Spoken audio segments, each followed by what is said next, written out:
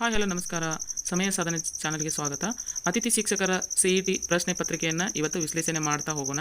ನಿನ್ನೆ ಮಾಡಿರುವಂಥ ಶಿಶು ವಿಕಸನ ಮನೋವಿಜ್ಞಾನದ ಪ್ರಶ್ನೆ ಪತ್ರಿಕೆಯನ್ನು ಕೀ ಉತ್ತರಗಳನ್ನು ನಾನು ಇವತ್ತು ಬೆಳಗ್ಗೆ ಹಾಕಿದ್ದೇನೆ. ಅದನ್ನು ನೋಡ್ಕೊಂಡು ಬನ್ನಿ. ಅದರ ಜೊತೆ ಇದನ್ನು ಕೂಡ ನೋಡಿ. ನಮ್ಮ ಚಾನಲನ್ನು ಯಾರು ಸಬ್ಸ್ಕ್ರೈಬ್ ಮಾಡದೆ ಹಾಗೆ ನೋಡ್ತಾ ಇದ್ದೀರೋ ಹಾಗೆಲ್ಲ ಮಾಡಬೇಡಿ, ಪ್ಲೀಸ್ ಸಬ್ಸ್ಕ್ರೈಬ್ ಮಾಡ್ಕೊಳ್ಳಿ ಮತ್ತು ನಮಗೆ ಒಂದು ಮೋಟಿವೇಟ್ ಕೊಡಿ ಅಂತ ಹೇಳ್ತಾ ಇವತ್ತು ನಾನು ಈಗ ಕಡ್ಡಾಯ ಕನ್ನಡ ಪ್ರಶ್ನೆ ಪತ್ರಿಕೆಯನ್ನು ಕೀ ಉತ್ತರಗಳನ್ನು ಹೇಳ್ತಾ ಹೋಗ್ತೇನೆ. ಎಲ್ಲರೂ ಗಮನವಿಟ್ಟು ಕೇಳ್ತಾ ಹೋಗಿ. ನಿಮ್ಮದು ಎಷ್ಟು ಉತ್ತರ ಆಗಿದೆ, ಎಷ್ಟು ಕೌಂಟ್ ಆಗಿದೆ ನೋಡಿಕೊಂಡು ಮುಂದಿನ ಒಂದು ತಯಾರಾಗಿ ಅಂತ ಹೇಳ್ತಾ, ಕೆಳಗೆ ಕೊಟ್ಟಿರುವ ಸಂಧಿ ಪದಗಳನ್ನು ಹೊಂದಿಸಿ ಬರೆಯಿರಿ. ಇಲ್ಲಿ ಎಷ್ಟು 4 ಸಂಧಿಗಳಿದ್ದಾವೆ.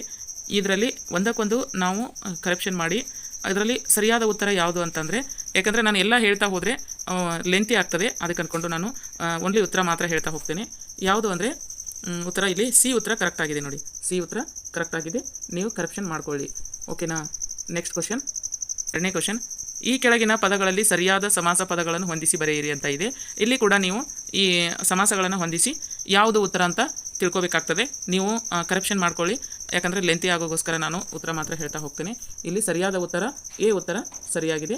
ಈ ಉತ್ತರ ಸರಿಯಾಗಿದೆ. ನೀವು ಇಲ್ಲಿ ಸಮಾಸಗಳನ್ನು ಒಂದು ಕರೆಕ್ಷನ್ ಮಾಡ್ಕೊಳ್ಳಿ ಅಂತ ಹೇಳ್ತಾ ಮುಂದಿನ ಪ್ರಶ್ನೆ ಯಾವುದು ಅಂದರೆ ಮೂರನೇ ಪ್ರಶ್ನೆ. ಈ ಕೆಳಗೆ ಕೊಟ್ಟಿರುವ ತಸ್ತಮ ತದ್ಭವಗಳ ಸರಿಯಾದ ರೂಪವನ್ನು ಗುರುತಿಸಿ ಅಂತ ಇದೆ.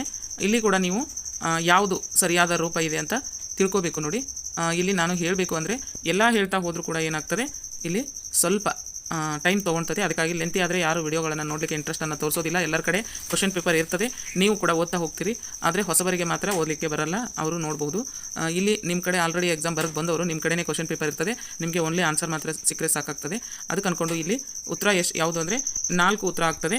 ಯಾಕಂದರೆ 4 ಆಗ್ತದೆ ಮತ್ತು ಅದಕ್ಕಿಂತನೂ ಏನಾಗ್ಬೋದು, 1 ಕೂಡ ಆಗ್ಬೋದು. ಗೆಸ್ಸಿಂಗ್ ಇದೆ. ಇಲ್ಲಿ ನಾನು ಆನ್ಸರ್ 4 ಹಾಕ್ತೇನೆ, ಆದರೂ ಏನು ಕೂಡ ಆಗಬಹುದು. ಇದ್ರೂ ನನಗೆ ಅನಿಸಿದ್ದು ಡಿ ಅಂತ ಹಾಕಿದ್ದೀನಿ. ಓಕೆನಾ? Next question 4. ಆಶ್ಚರ್ಯ, ವಿಸ್ಮಯ ಈ ಪದಗಳ ಅರ್ಥ ವ್ಯತ್ಯಾಸಗಳ ಕ್ರಮ ಹೇಗಿದೆ ಅಂತ ಕೇಳಿದ್ದಾರೆ. ಇಲ್ಲಿ ಉತ್ತರ ಯಾವುದು ಆಗ್ತದೆ ಅಂತ ತಿಳ್ಕೋಬೇಕು. ಇಲ್ಲಿ ಉತ್ತರ ಏನಾಗ್ತದೆ ಅಂದರೆ ಮಂಕಾಗು ವಿಕ್ಕಿಯಾಗು. ಈ ಉತ್ತರ ಸರಿಯಾದ ಉತ್ತರವಾಗಿದೆ. ಓಕೆನಾ? ನೆಕ್ಸ್ಟ್ ಪ್ರಶ್ನೆ ನಂಬರ್ 5. ತೆಂಕನ ಗಾಳಿಯು ಕೊಂಕಣ ಸೀಮೆಗೆ ಬಂತೆ. ಈ ವಾಕ್ಯದಲ್ಲಿ ಗೆರೆ ಎಳೆದ ಪದ ಯಾವುದು? ತೆಂಕಣ ಅಂದ್ರೆ ಏನು ಅಂದರೆ ಎಲ್ಲರಿಗೂ ಗೊತ್ತಿದೆ. ತೆಂಕಣ ಅಂದ್ರೆ ಇದು ಯಾವ ವಾಚಕ? ಎಲ್ಲರಿಗೂ ಆಲ್ರೆಡಿ ಗೊತ್ತಿದೆ, ದಿಗ್ವಾಚಕ. ಇದು ಈ ಪ್ರಶ್ನೆ ಎಲ್ಲಿ ಬಂದಿತ್ತು ಅಂತಂದರೆ ಆಲ್ರೆಡಿ ಹಿಂದಿನ ಕ್ವಶನ್ ಪೇಪರಲ್ಲಿ ಕೇಳಿದ್ದಾರೆ. ಎಲ್ಲಿ ಅಂದರೆ 2023ರಲ್ಲಿ TT ಕ್ವಶನ್ ಪೇಪರಲ್ಲಿ ಇದು 2ನೇ ಪೇಪರಲ್ಲಿ ಬಂದಿತ್ತು ನೋಡಿ. ಇದು 2ನೇ ಪೇಪರಲ್ಲಿ, ಸೆಕೆಂಡ್ ಪೇಪರಲ್ಲಿ ಇದು ತೆಂಕಣ ಬಡಗನ ಈ ಥರ ಕೊಟ್ಟಿದ್ರು. ಇದು ಯಾವ ವಾಚಕ ಕೇಳಿದ್ರು, ಅಲ್ಲಿ ಕೂಡ ಇದು ದಿಗ್ವಾಚಕ. ಈ ಥರ ನೀವು ಕರೆಕ್ಷನ್ ಮಾಡ್ಕೊಳ್ಳಿ, ಯಾಕಂದರೆ ಹಿಂದೆ ಕೇಳಿರುವಂಥ ಕ್ವಶನನ್ನು ರಿಪೀಟೆಡ್ ಆಗಿದ್ದಾವೆ. ಹಿಂದಿನ ಕ್ವಶನ್ ಪೇಪರ್ಗಳನ್ನು ಯಾರು ಸಾಲ್ವ್ ಮಾಡಿರ್ತಾರೆ ಅವರಿಗೆ ತುಂಬ ಈಸಿ ಆಗಿರುತ್ತೆ. ಅದೇ ಥರ ಈಗೂ ಕೂಡ ಈ ಕ್ವಶನ್ ಪೇಪರನ್ನು ಯಾರು ಗಮನವಿಟ್ಟು ಚೆನ್ನಾಗಿ ಓದ್ಕೊಂಡು ಪ್ರಿಪೇರೇಷನ್ ಆಗ್ತಾರೆ, ಮುಂದಿನ ಎಕ್ಸಾಮಕ್ಕೆ ಯಾವುದೇ ಒಂದು ಎಕ್ಸಾಮ್ ಬರೆದ್ರೆ ಅವರಿಗೆ ಕೂಡ ಹೆಲ್ಪ್ ಆಗ್ತದೆ ಅಂತ ಹೇಳ್ತಾ ಹೋಗ್ತೇವೆ. ಮುಂದಿನ ಪ್ರಶ್ನೆ 6ನೇ ಪ್ರಶ್ನೆ. ದೇಶಕ್ಕಾಗಿ ನಾವು ಯಾವುದೇ ತ್ಯಾಗಕ್ಕೂ ಸಿದ್ಧರಾಗೋಣ. ಗೆರೆ ಎಳೆದ ಪದವು ಗೆರೆ ಎಳೆದ ಪದ ಯಾವುದು ಅಂತಂದರೆ ಗೆರೆ ಎಳೆದ ಪದ ಪ್ರೇರಣಾರ್ಥಕ ರೂಪ. ಇಲ್ಲಿ ಯಾವ ರೂಪ ಅಂತ ಕೇಳಿದ್ದಾರೆ, ಇದು ಪ್ರೇರಣಾರ್ಥಕ ರೂಪ. ಇದು ಸರಿಯಾದ ಉತ್ತರ. ನೆಕ್ಸ್ಟ್ ಪ್ರಶ್ನೆ 7ನೇ ಪ್ರಶ್ನೆ ಏನಿದೆ, ಕೇಂದ್ರ ಸಾಹಿತ್ಯ ಅಕಾಡೆಮಿಯ ಯುವ ಸಾಹಿತ್ಯ ಪುರಸ್ಕೃತರ ಲೇಖಕರು ಮತ್ತು ಅವರ ಕೃತಿಗಳನ್ನು ಹೊಂದಿಸಿ ಬರೆಯಿರಿ ಅಂತ ಇದೆ. ಈ ಕೃತಿಗಳನ್ನು ನೀವು ಕರೆಕ್ಷನ್ ಮಾಡ್ಕೊಳ್ಳಿ, ಯಾಕಂದರೆ ತುಂಬ ಲೆಂತಿ ಆಗ್ತದೆ. ಅದಕ್ಕೋಸ್ಕರ ನಾನು ಉತ್ತರ ಮಾತ್ರ ಹೇಳ್ತಾ ಹೋಗ್ತೇನೆ. ಉತ್ತರ ಯಾವುದು ಅಂತಂದರೆ ಸಿ ಉತ್ತರ ನೋಡಿ. ಉತ್ತರ ಯಾವುದು ಅಂದರೆ ಸಿ ಉತ್ತರ. ಇದು ಸರಿಯಾದ ಉತ್ತರ. ನೀವು ಇದಕ್ಕೆ ಕರೆಕ್ಷನ್ ಮಾಡ್ಕೊಳ್ಳಿ ಅಂತ ಹೇಳ್ತಾ ನೆಕ್ಸ್ಟ್ ಕ್ವಶನ್ 8ನೇ ಕ್ವಶನ್. ಒಬ್ಬರು ಹೇಳಿದ ಮಾತನ್ನೇ ಯಥಾವತ್ತಾಗಿ ಬರೆಯುವಾಗ ಈ ಚಿಹ್ನೆಯನ್ನು ಬಳಸುತ್ತಾರೆ. ಯಾವುದು? ಯಥಾವತ್ತಾಗಿ ಹೇಳುವಾಗ ಒಬ್ಬರು ಹೇಳಿರುವಂಥ ಉತ್ತರವನ್ನೇ ನೆಕ್ಸ್ಟ್ ಟೈಮು ಹೇಳ್ತಾರೆ. ಅದು ಯಾವುದು? ಉತ್ತರ ಉದ್ಗರಣ ಚಿಹ್ನೆ. ಉತ್ತರ ಏನು? ಎ ಆಗ್ತದೆ, ಉದ್ಗರಣ ಚಿಹ್ನೆ. ಓಕೆನಾ? ನೆಕ್ಸ್ಟ್ ಕ್ವಶನ್ 9ನೇ ಕ್ವಶನ್. ಮುನ್ನೀರು ಅಂದರೆ ಏನು? ಮುನ್ನೀರು ಅಂದರೆ ನಿಮಗೆ ಗೊತ್ತಾಗ್ಬೋದು. ಮುನ್ನೀರು ಅಂದರೆ ಸಮುದ್ರ. ಓಕೆನಾ? ಅರ್ಧಚಂದ್ರ ಪ್ರಯೋಗ. ಅರ್ಧಚಂದ್ರ ಪ್ರಯೋಗ ಅಂದರೆ ಎಲ್ಲರಿಗೂ ಅರ್ಥ ಆಗ್ತದೆ, ಆಲ್ರೆಡಿ ಕೇಳಿರ್ತಾರೆ ಹಿಂದಿನ ಕ್ವಶನಲ್ಲಿ ಎಲ್ಲಾದರೂ ಬಂದಿರ್ಬೋದು, ನಾನು ಕೂಡ ನೋಡಿದ್ದೀನಿ, ಆದರೆ ಎಲ್ಲಿ ಅಂತ ನನಗೆ ನೆನಪಿಲ್ಲ.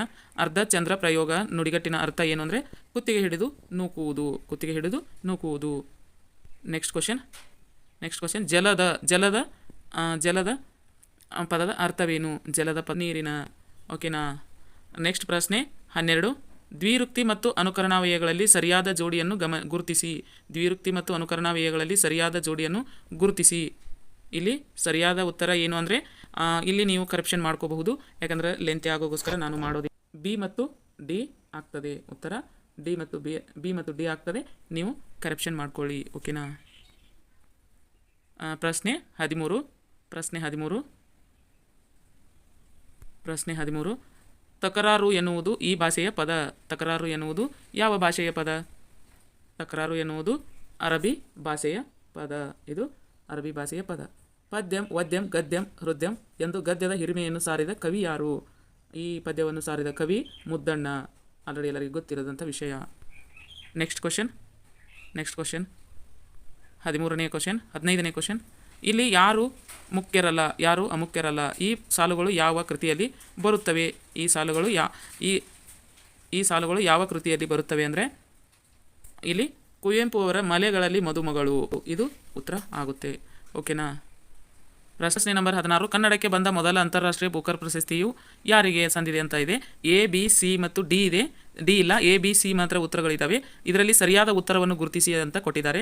ಇದರಲ್ಲಿ ಸರಿಯಾದ ಉತ್ತರ ಯಾವುದು ಅಂತಂದರೆ ಇದರಲ್ಲಿ ಸರಿಯಾದ ಉತ್ತರ ಎ ನೋಡಿ.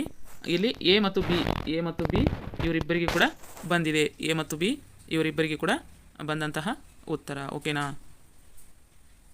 ಪ್ರಶ್ನೆ ನಂಬರ್ 17.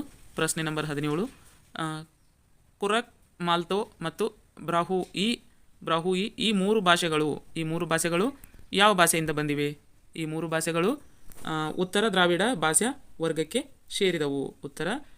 ಉತ್ತರ ದ್ರಾವಿಡ ಭಾಷಾ ವರ್ಗಕ್ಕೆ ಸೇರಿದವುಗಳಾಗಿವೆ. ಓಕೆನಾ. ಪ್ರಶ್ನೆ ನಂಬರ್ 18. ನೋಡಿ ಕೆಲಸ ಬರ್ರಿ ಎಂಬ ಸಂವಹನವನ್ನು ಈ ಕೆಳಗಿನ ಯಾವ ಪ್ರಾದೇಶಿಕ ಉಪಭಾಷೆಯಲ್ಲಿ ಸಾಮಾನ್ಯವಾಗಿ ಬಳಸುತ್ತಾರೆ? ಇಲ್ಲಿ ಉತ್ತರ ಧಾರವಾಡ ಕನ್ನಡ. ಇಲ್ಲಿ ಈ ಭಾಷೆಯನ್ನು ಬಳಸಲಾಗಿದೆ. ನೆಕ್ಸ್ಟ್ ಪ್ರಶ್ನೆ 19. ಅತ್ತನಿಂ ಹಳೆಗನ್ನಡ ಪ್ರತ್ಯಯವು ಯಾವ ವಿಭಕ್ತಿಯ ಪ್ರಕಾರವಾಗಿದೆ? ಅತ್ತನಿಂ ಎಂಬುದು ಯಾವ ಪ್ರಕಾರದವಾಗಿದೆ ಅಂದರೆ ಪಂಚಮಿ ವಿಭಕ್ತಿಯ ಪ್ರತ್ಯಯವಾಗಿದೆ.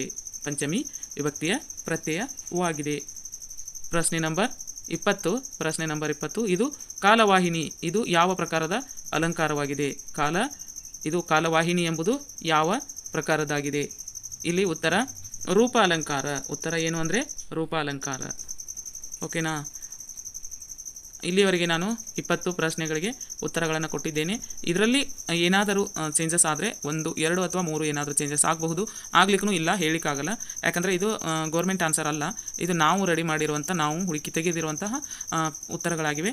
ಆದರೂ ಇದರಲ್ಲಿ ಯಾವುದು ಕೂಡ ಬೇರೆ ಆಗೋದಿಲ್ಲ ಅಂತ ಅಂದ್ಕೊತೀನಿ. ಏನೋ ಆದ್ರೂ ಕೂಡ 1, 2 ಎಲ್ಲಾದರೂ ಚೇಂಜಸ್ ಆಗಬಹುದು, ಆಗ್ಲಿಕ್ಕೂ ಇಲ್ಲ. ಇದೇ ಥರ ನಾನು ವಿಡಿಯೋಗಳನ್ನು ಮಾಡ್ತಾ ಹೋಗ್ತೇನೆ. ಇನ್ನು ಮುಂದೆ ಬರುವಂತಹ ಯಾವುದೇ ಎಕ್ಸಾಮ್ ಆಗಲಿ ಅಥವಾ ಯಾವುದೇ ಒಂದು ವಿಷಯವಾಗಲಿ ನಾನು ಹೇಳ್ತಾ ಹೋಗ್ತೇನೆ. ಎಲ್ಲರೂ ನಮ್ಮ ಚಾನಲನ್ನು ಫಾಲೋ ಮಾಡಿ ಅಂತ ಹೇಳ್ತಾ ಎಲ್ಲರಿಗೂ ಇಷ್ಟೊತ್ತು ನಮ್ಮ ವಿಡಿಯೋವನ್ನು ನೋಡಿದ್ದಕ್ಕೆ ತುಂಬ ಧನ್ಯವಾದಗಳು. Thank you all. ಬಾಯ್.